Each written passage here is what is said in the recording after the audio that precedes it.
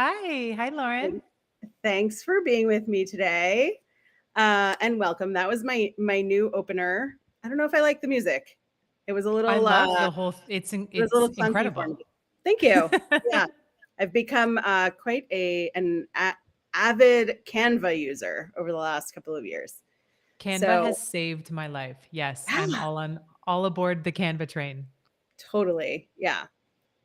So, welcome everybody. I always like to give everybody a minute or two to get here, and before we do like the big introductions. But as we are getting ready for folks to join us, I want to say welcome, and we love the chat. So, if you have questions or comments, let us know what you've got, and let us know that you're here. Say hi if you're here with us.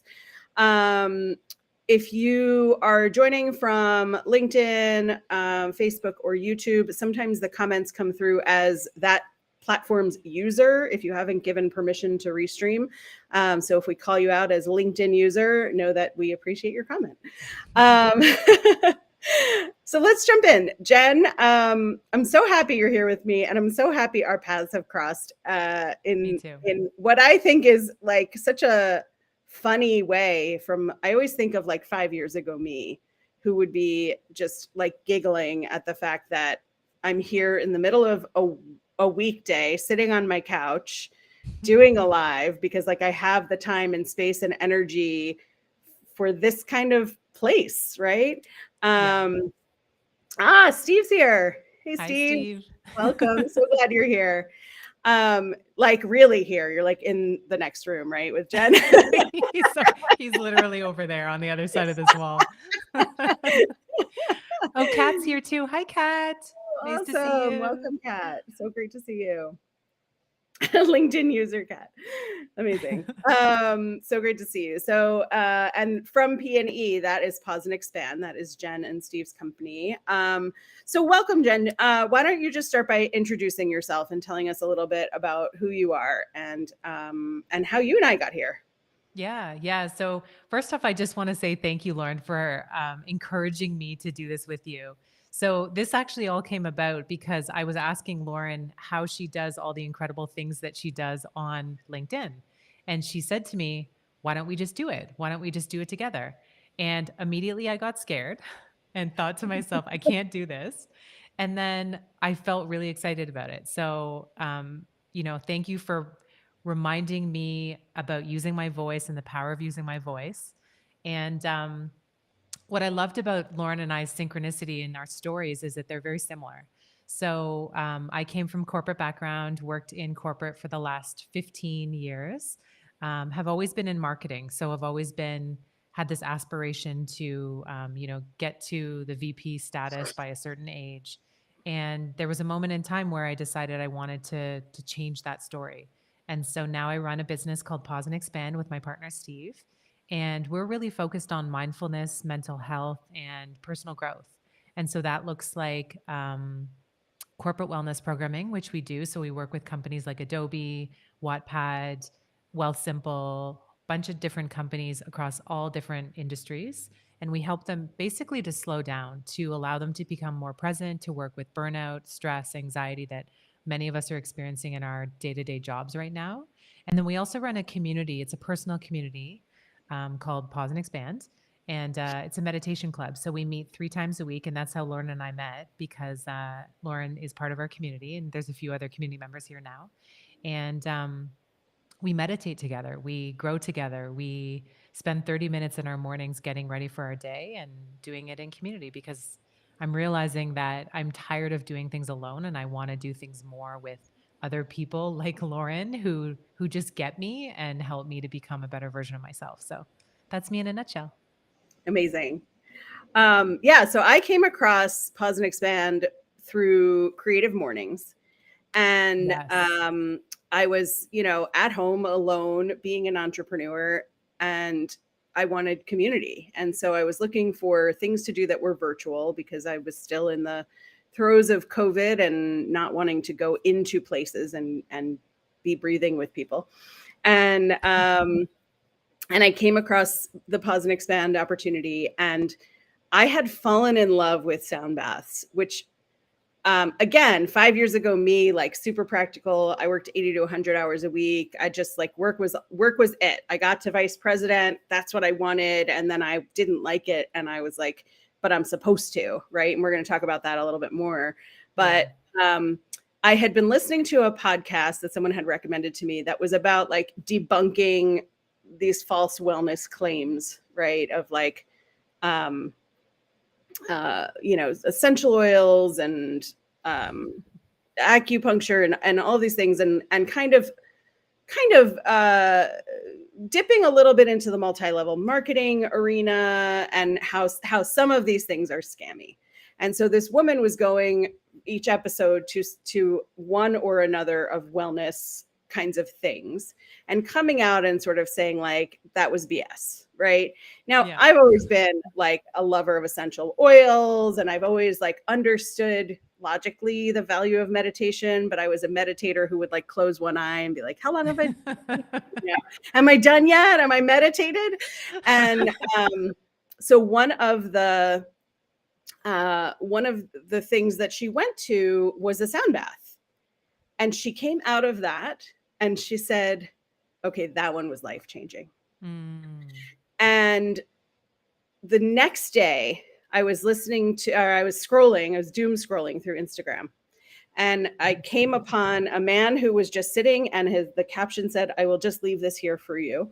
And it was a frequency 417 gigahertz. And I was like, wait, actually really, that sound is like it in my whole body. And then I was like, well, yesterday I heard this thing about sound baths, and today I'm hearing this frequency. And so I just started Googling, and I sat down and I listened to a sound bath. I think I found it on YouTube, and it just filled my whole body.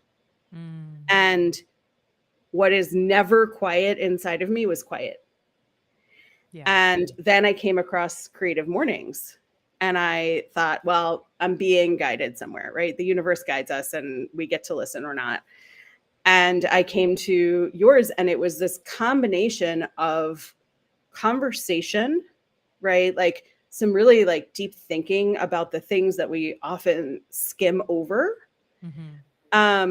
followed by then like a related meditation and then a sound bath. And it was so quieting to me to be not just doing that, but doing that in community, doing that in conversation, and having it like live in me. And then when you opened your community to membership, I was like, I think I was probably number 3 to sign up. And I have to say, Lauren, I so appreciate you reflecting that back to me, because I think what I'm realizing more and more is, as we walk this path of the unknown, if you were to say to me, what's your business plan for Pause and Expand? My honest answer is I do not know the answer to that question.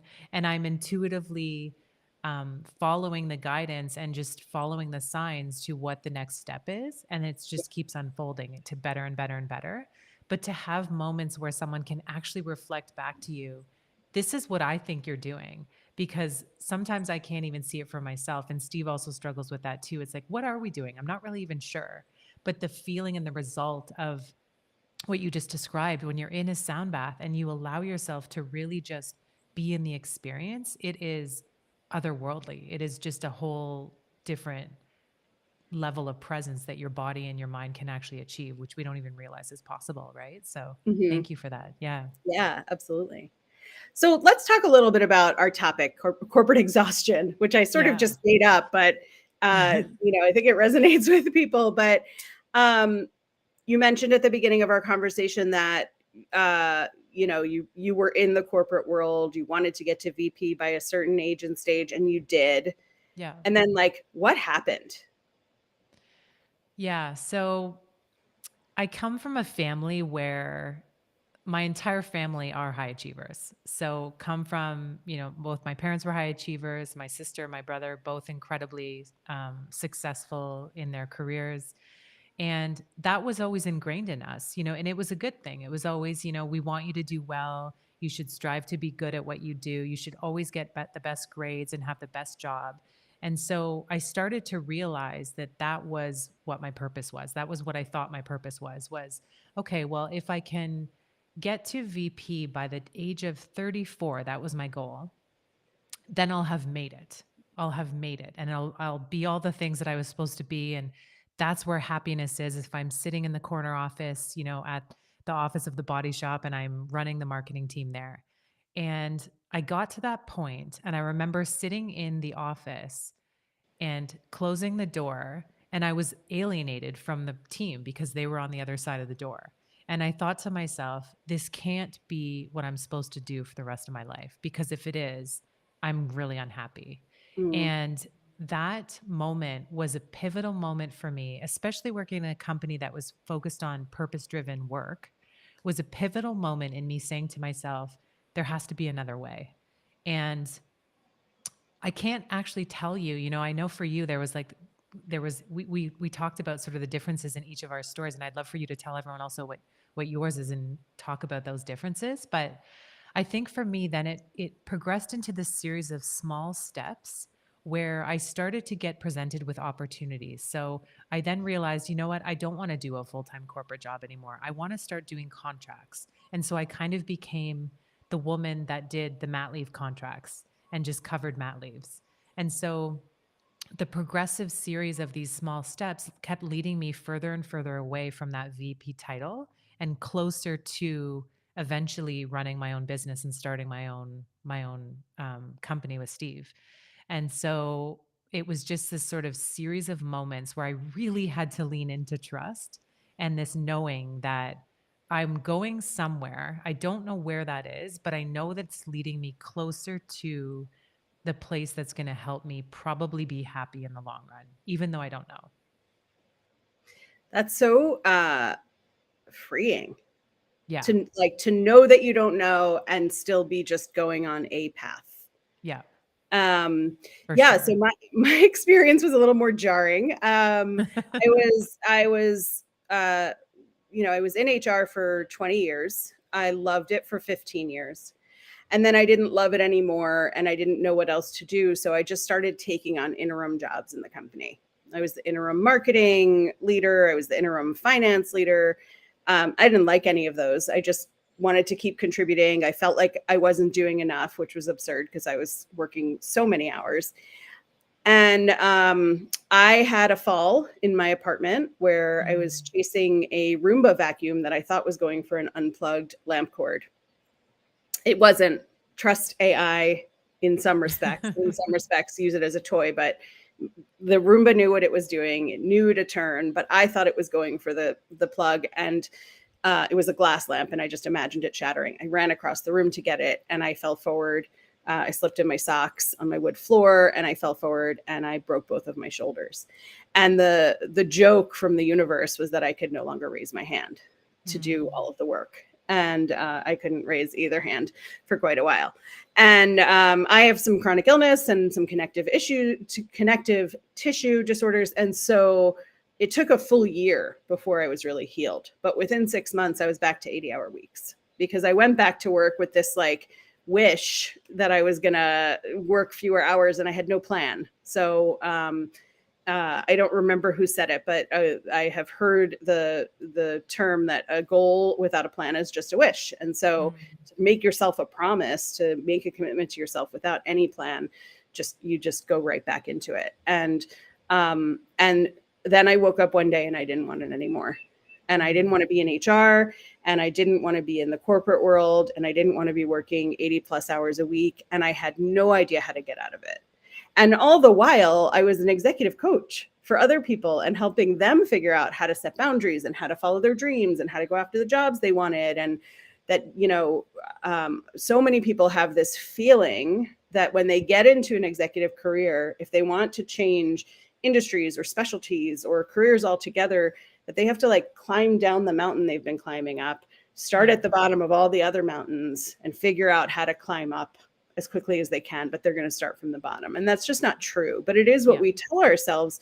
We put ourselves in this box of this is the way it is. This is how it has to be. And then we try to convince ourselves that it's fine. This is what we were meant to do. This is what I was This is what I've been training for. This is what I wanted. So Yeah. how could I not want it now?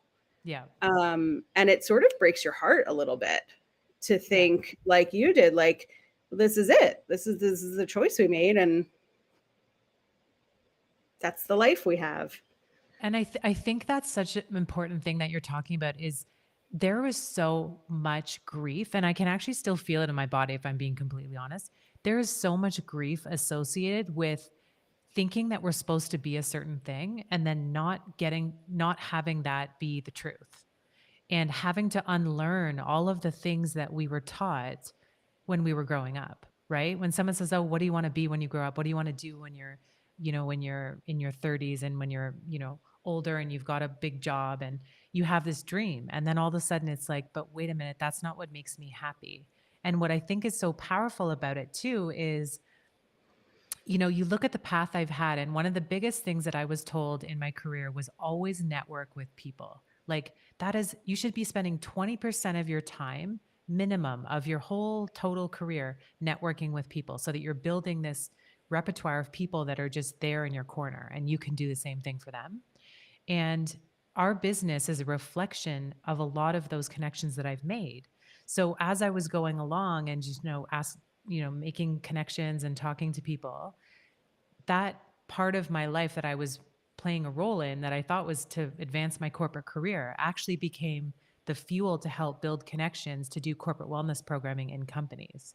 So it's interesting looking back how we think that we are on one path, but then actually when we look back, we realize, wait a minute, all this work that I've been doing actually led me to a totally different spot, but it was equally and even more valuable than where I thought I was supposed to go.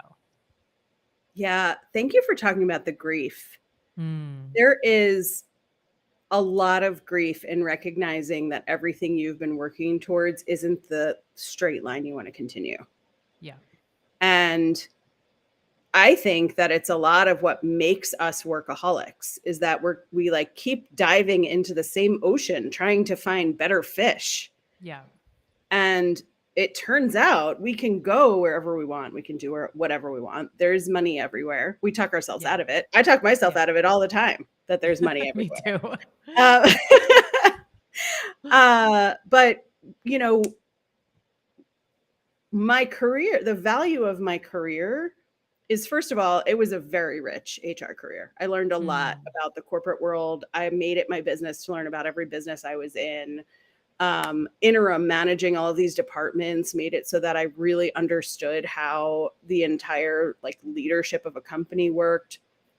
Would I go back and do it exactly the same way? No, I would take more vacations and I would like sleep more and, be yeah. kinder to myself. But there's so much value in what I did and how I did it because it has now made me better as a coach and it has made me understand the clients that I work with. And it's made me really appreciate what I have now. But there Yeah. was a point in time where I was devastated that I didn't want to continue on my HR career because I'd worked so hard. It was like I built a house and then I just like lit a match and decided to burn it down. Yeah.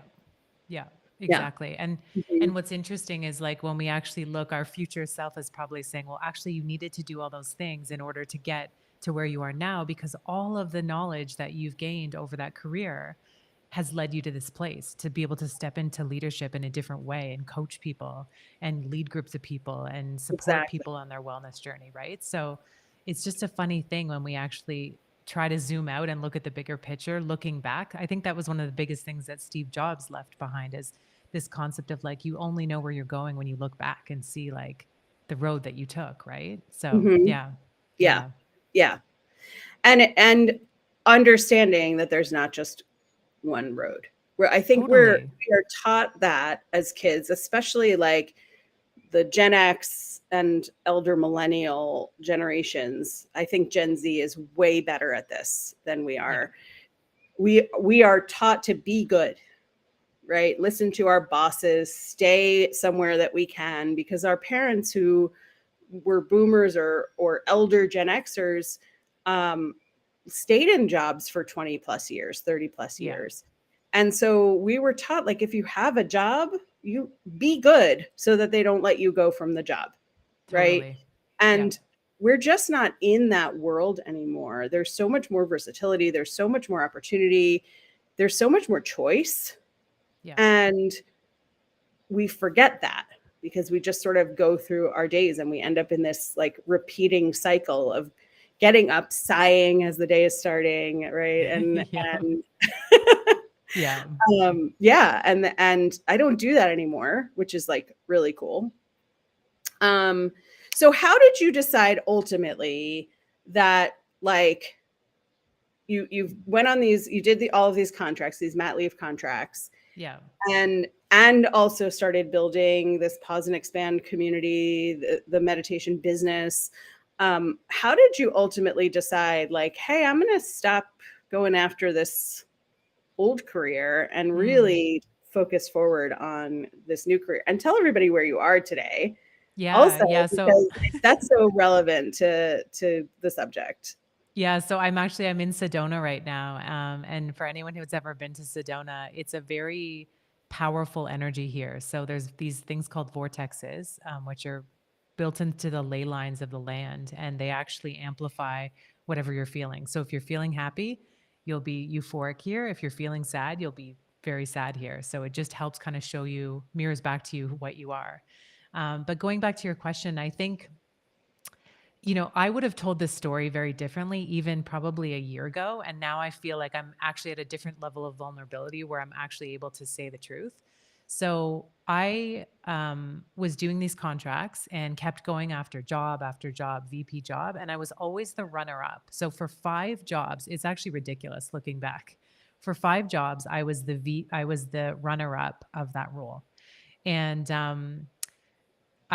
you can imagine how much disappointment came with that and how much shame and, not enoughness came with that, being the runner up. And I ended up getting a role at a tech company called Wattpad, and completely different industry than what I was in retail marketing. But I was like, okay, well, this is it. I'm going to do this job. And the pandemic hit, and the team at Wattpad knew that I did mindfulness and meditation, and they basically said to me like, "Would you be open to running some sessions?" Like Steve had also encouraged me, "Why don't you just run some sessions for a few of the folks at Wattpad?" And I said, "Okay, let me try. I feel nervous to show this side of me, but I'm going to do it." So I ended up doing this meditation club in the office, and I said, "Okay, well, if 2 people come, then I'll do it." And even if I'm by myself, I'll just sit here for 30 minutes and just be in this room alone because I booked the room out. So I might as well do it. And slowly, week by week, more and more people started coming. And then on the side, Steve and I were also starting to get into pause and expand and run virtual events as a result of the pandemic, also. And eventually, the world started colliding where I thought, okay, wait a minute, there's something here. There's a really important moment where wellness is becoming more of a priority in corporate. And this company that I'm working for is asking me to do this for them. So now it's going to require an act of courage to say, I'll work for you in marketing. And if you want to hire me for wellness programming, we can do it through Pause and Expand. And they did. And they took a bet on me and they did it. And we built a whole wellness program there with a woman named Gina, who was like our partner on the whole journey from Wattpad. And then other companies started asking us for it too. So, you know, what the moment was when I stopped working as only doing marketing full time was they actually didn't renew my contract. That's the honest truth. It was a moment of them saying, you know what, like, we're making some changes. Your contract isn't being renewed. And the thing is, before, probably about a year ago, I would have told you, well, I chose to leave. It was my choice. It wasn't my choice. I didn't have a choice. They actually just ended the contract. And what's cool about that, looking back, is it was a really important moment for me to say, something is stopping, but what do I have an opportunity to actually do that is even more in alignment? So we talk about the universe, and Lauren, I know you believe this too, and some people think it's woo-woo, but I think it's totally real. And that was a sign from the universe to say, Jen, you're not supposed to be doing this full time. You're actually supposed to be doing your business full time. And if you want to do consulting, which I actually do with Wattpad still, you can, but actually it's the reverse now. So most of my time 90% of my time is spent with my business, and then a small percent is with doing this contract. So the cool thing about the universe, right? It just kind of throws you in, just like what happened to you, right? The Yeah. universe finally says, stop, you're not doing this anymore. You're actually going to do something else. Yeah. So, yeah, Yeah. Yeah. And it's, we get to choose whether to listen or not. completely. There was nobody telling me I had to work 80 plus hours a week. There was nobody telling me they expected me to be the step in person when there was a hole in the company. There was also nobody telling me to come back to work fast when I broke my shoulders. There was nobody telling me I had to go back to 80-hour work weeks, except for me, right? And the universe Yeah. kept giving me opportunities, Yeah. and I wasn't taking them. We would have a hole in our leadership team, and our CEO would say, "How are we going to handle this?" And I would automatically just say, "I'll do it," Yeah. because I assumed it was mine.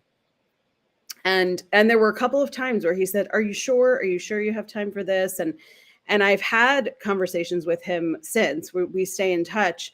Both of us have left the company, but we stay in touch. And he said, I had no idea how many hours I was working. He said, "I made it look easy. I made it look like I had it all folded under me." And it finally, I don't believe the universe like punished me by throwing me down on the ground, Yeah. but I think I had an accident, and the way that manifested was I could no longer raise my hand, and it was like Yes. that literal lesson. And then I went back to it, right? And here I was back in these 80-hour weeks, and the pandemic began, and everybody came to HR, which was the appropriate place to come. Yeah. And I remember being asked, "What do we do?" And thinking, this is my first pandemic too. And also thinking, I don't effing know, and don't ask me any more questions. And knowing that was so counter to who I am Yeah. as a person. Like every archetype test assessment I take has me as the caregiver, right? Uh so I thrive in an environment where everybody's freaking out. I'm the calming presence. And in that moment, I was like, just leave me alone. I don't want to do this Yeah. anymore. Yeah. And then I was led on this path to meet a couple of people who were coaching full time, to be in touch with a coach who had gotten a certification that I was going after, that I was like checking the boxes with her, asking her the practical applications of how to get that certification. And then I told her I didn't know how I was going to fit it in, because I worked 80 hours a week and it was not going to change. And she said, "If you Yeah. say so." And I I hired love her as that. my coach. I love that line. If you say so, like, If you what a say so. reflection on the power of our thoughts, right? Like if you think that that's what you are, then yeah, you'll become that, because you are creating your reality in every moment. So I love Yeah. that. Yeah. We've got a comment from Ida in the community here. "I wish I'd known about coaches 10 years ago when suffocating in my teaching career. I credit social media because growth opportunities aren't offered in education often." Yeah, that's true. And I think that actually applies to a lot of industries, that the growth opportunities are not inside the companies. And we Yeah. think they are, because we know about promotions, we know about ladders. But for me, recognizing through social media that there was community in being an entrepreneur, that was one of my fears, was that I was going to be like alone and lonely. Yes. And I run my business virtually. I don't have a single client that I meet with in person. If I'm in town or they're in town, we'll meet for coffee or lunch or something. But all of my business is done virtually. And I thought, gosh, that's going to be a really lonely life. Yeah. And being in community and seeing what's on social media when you're intentional about it and you're not doom scrolling, which I do both of, but being intentional in building your community and finding commonalities is Yeah. so powerful. Yeah. And I know a number of teachers who recognize the value of social media from a professional perspective and have left the education community, or have become education adjacent, or moved into corporate, or moved into their own businesses. And that's something I love about your community, Jen, yours and Steve's, is that while we don't all necessarily know each other that well, anytime new people come into the fold, they're welcomed.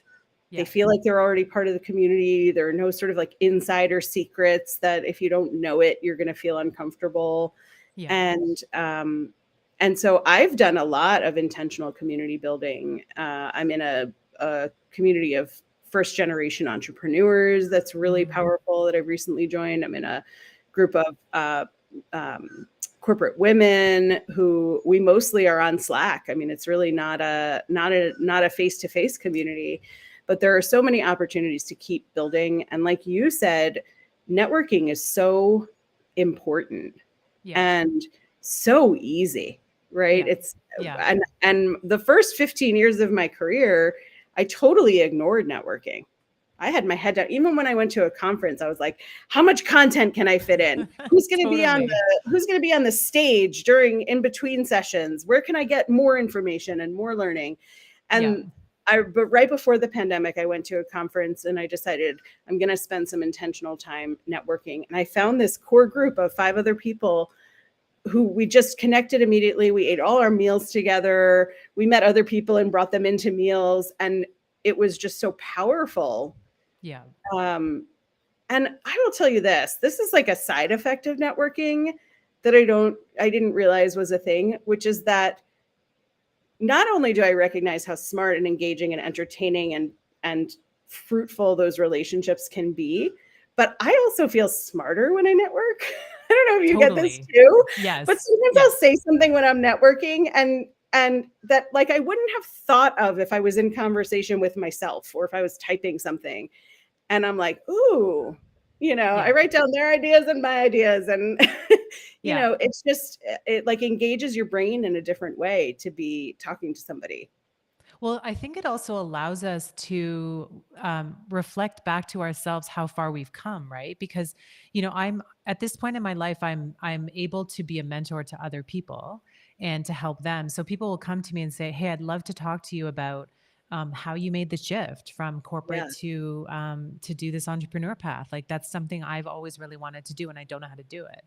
And so when I'm sharing my personal experience, I actually get to reflect back, oh, wait, I am doing it.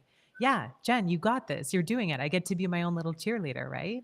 Yeah. And same way, right? When I have a few people that have been mentors to me for most of my career. A good friend of mine, Carla, she's one of my favorite people, and she is just an incredible mentor and has been my whole career. And what's cool then is that you also realize there's so much potential of like where you can actually go because you see what other people are doing and you realize, wait, I never thought about that. I never thought that this was possible for me. And then it becomes possible. But also, one thing you said I think that is so powerful is this concept of community. And when you were talking about, having this group of female entrepreneurs that you can connect with and different types of groups, especially as entrepreneurs, it's something that I think we need so much in our lives. And I'm seeing it as such a big impact from the pandemic, I think, is, Steve and I believe so wholeheartedly in the power of community because I think the days of us feeling like we're alone and that we don't belong, like that's a mindset, but it doesn't have to be your reality. There are so many people, and I'm sure there's people listening to this right now that are nodding their head and going, yep, yep, I totally agree with you, Jen and Lauren. That's exactly how I feel. I'm feeling the grief. I feel this. I feel all the stuff of like, what am I supposed to do? And what community does is it brings us together in shared experience. So when we do corporate experiences, we just did one yesterday for Hearst Magazine, which is like was so incredible. There was 130 people on this call. And in 30 minutes, we brought them together in a shared experience where they were able to realize the importance of well-being and the importance of taking care of themselves. And it's such a big part of as many of us are feeling this burnout, feeling this sense of um, I'm overwhelmed, I feel angry, I feel grief, I feel all these big emotions and I don't know what to do with them. Community is where you're going to get the support to actually go, hold on, is this story true or not? Is Yeah. this thing that I'm making up in my mind the truth? Or is there actually an opportunity for me to listen to someone else and realize that, you know what, they're feeling the same thing too? And maybe we don't have the story right. And maybe there's actually a different reality that isn't the one that we thought of that, has been driving our ship the whole way forward. Right. So Yes. Yeah. Yeah, we uh I have found some communities that I didn't stay in for very long because they were Mm. communities of commiserators. And Mm. so I love a community where you can share something vulnerably and be welcomed in and embraced and also challenged. Yeah. Like, now what? Right? Yeah. Yeah. Um, without being dismissed, but be challenged on it. Where are you getting that story from? And I know you and Steve have done a couple of meditations on stories, and Mm. I have a podcast episode on facts and stories. And we so often get to the middle of the story, to the fear point of the story, and we don't finish it. And so Yeah. we sit in this middle, in this fear. And if we find a community of people who also sit in this fear, then we just stay in the loop of fear.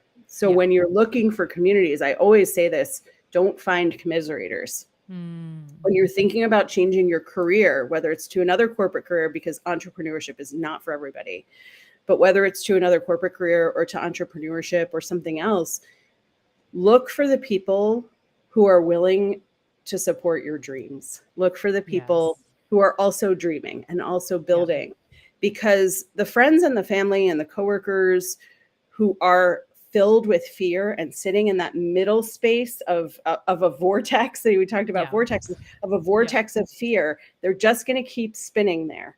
Yeah. And if you can finish the story, the end result of like the worst thing that can happen is almost never realistic. Yeah. Usually the best case scenario is more realistic than the worst case scenario. Yeah. And you have to surround yourself with people who are going to say like, I believe in you. Yeah. What support do you need to get that done? Yeah.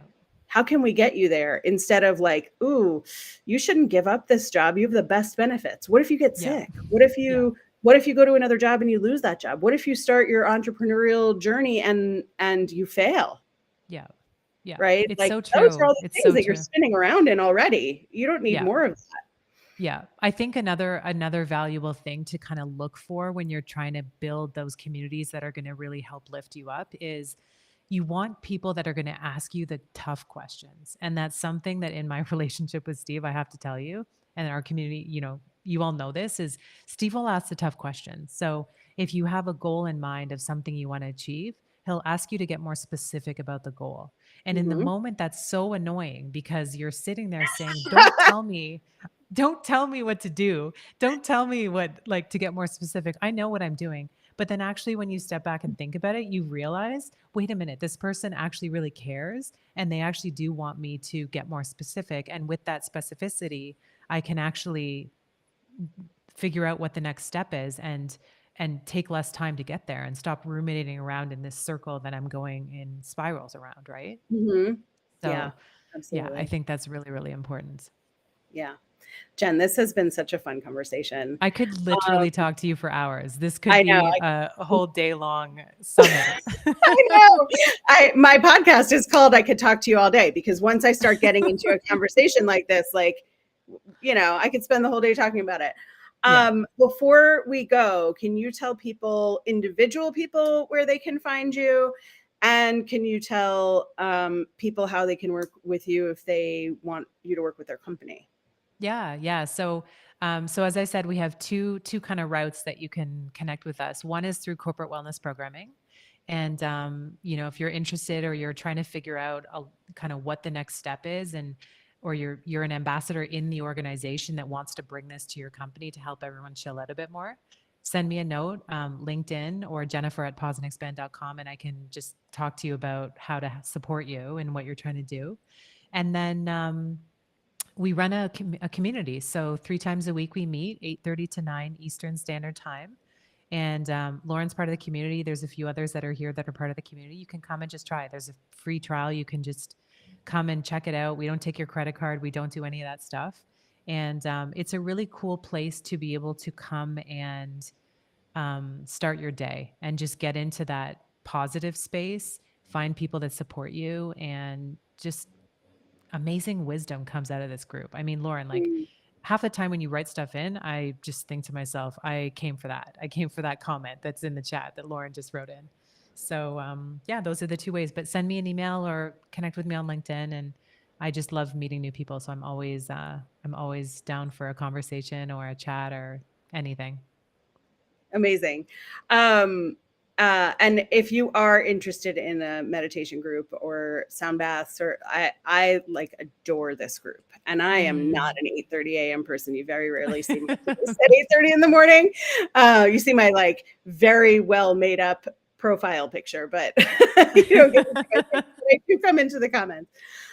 Jenn, thank you so much for being with me. I could spend all day with you, and just really appreciate you doing this with me. Aw, thanks for encouraging me. I feel excited after our chat. So thanks for inspiring me just by showing up the way you are.